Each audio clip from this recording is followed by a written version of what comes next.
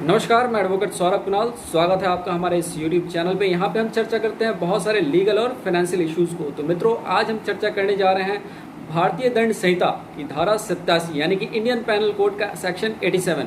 यहाँ पे हम जानेंगे कि यदि कोई व्यक्ति जिसकी उम्र 18 साल से ज़्यादा है और उसने ऐसे किसी कृत्य या ऐसे किसी खेल के लिए अपनी अनुमति दे दी है जिसमें उसे गंभीर चोट लगने या कोई ऐसी दुर्घटना होने की संभावना नहीं है कि उसकी जान भी जा सके, लेकिन ऐसी कोई स्थिति बन जाती है, तो इसके ऐसी परिस्थिति के लिए किसी के ऊपर आपराधिक जिम्मेदारी जाएगी। तो आज हम सेक्शन 87 का विश्लेषण करेंगे जिसमें इसका उल्लेख है और इसे उदाहरण सहित समझेंगे। लेकिन वीडियो को शुरू करने के पहले मित्रों, मैं आपसे आग्रह करना चाहूँगा कि अब तक अगर आपने हमारे यूट्यूब चैनल को सब्सक्राइब नहीं किया तो कृपया इसे सब्सक्राइब कर लें और साथ में बेल बटन जरूर दबा दें ताकि यहाँ पे जितने भी अपडेट्स हैं आप तक नोटिफिकेशन में पहुँच जाए। साथ ही मित्रों, आप हमारे यूट्यूब चैनल पेज को एक बार जरूर चेक करें। यहाँ पे बहुत सारे प्लेलिस्ट हैं जो हिंदी और अंग्रेजी दोनों ही माध्यम में हैं और वहाँ पे बहुत ही इन्फॉर्मेटिव और नॉलेजेबल वीडियोज़ हैं, खासकर लीगल ड्राफ्टिंग, CRPC, IPC। तो इसे एक बार जरूर चेक करें। तो चलिए शुरू करते हैं आज के इस वीडियो को। यहाँ पे सेक्शन 87 का हम लोग एनालाइज करेंगे और उसे उदाहरण सहित समझेंगे। सेक्शन 87 को एनालाइज करने के पहले मित्रों जरूरी है कि हम एक बार बेयर एक्ट को पढ़ लें, क्या है बेयर एक्ट में, और फिर हम उसका विश्लेषण करेंगे। तो bare act section 87 of the Indian penal code यह कहता है कि act not intended and not known to be likely to cause death और grievous hurt done by consent. मतलब ऐसा कोई कार्य जिससे यह लगता नहीं कि उससे गंभीर चोट या मृत्यु हो सकती है और जो सहमति के साथ किया गया है, तो उसमें क्या हो सकता है। तो मान लीजिए कि अगर ऐसा कोई कार्य होता है जिसमें घोर उपहति यानी कि गंभीर चोट या मृत्यु की संभावना नहीं है, जो सहमति देने वाला है उसे भी पता है कि इसमें कोई घोर उपहति या मृत्यु की संभावना नहीं है, और जो करने वाला है दोनों को पता है, लेकिन इसके बावजूद भी अगर कुछ उसमें हो जाता है, कोई दुर्घटना घट जाती है।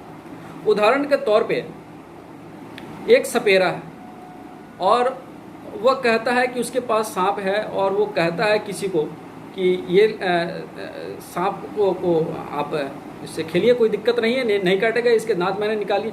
लेकिन ऐसा होता है कि जैसे ही सांप को लेता है, सांप काट देता है और जो है उस व्यक्ति की मृत्यु हो जाती है। तो यहाँ पे दोनों के बीच में एक सहमति थी, सपेरे ने सांप को दिया और जो 18 साल से अधिक उम्र का लड़का था उसने भी सांप को पकड़ लिया, लेकिन सांप ने काट दिया और दांत निकलने के बावजूद भी पता नहीं सदमे से या किसी और चीज़ से उसकी मृत्यु हो गई।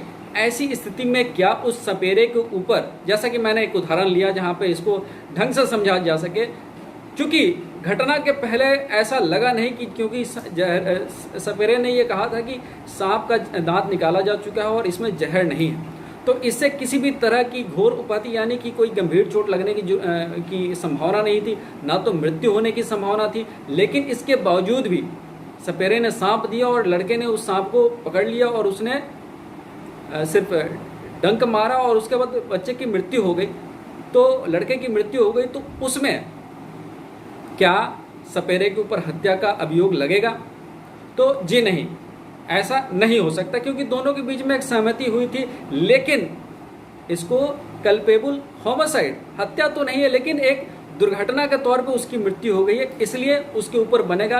क्योंकि section 87 of the Indian penal code यह कहता है, अनुमति नहीं देता है जिसमें कि कोई दुर्घटना हो जाए। यानी कि सेक्शन 87 में ये जरूरी है कि कोई चोट लग जाए तो ठीक है, लेकिन अगर कोई गंभीर चोट या किसी की मृत्यु हो जाती है तो वैसी स्थिति में इसमें अभियोग एक क्रिमिनल लायबिलिटी बनती है, भले ही वो दुर्घटना की बने लेकिन इसमें क्रिमिनल लायबिलिटी बनती है। तो ये था सेक्शन 87 के ऊपर।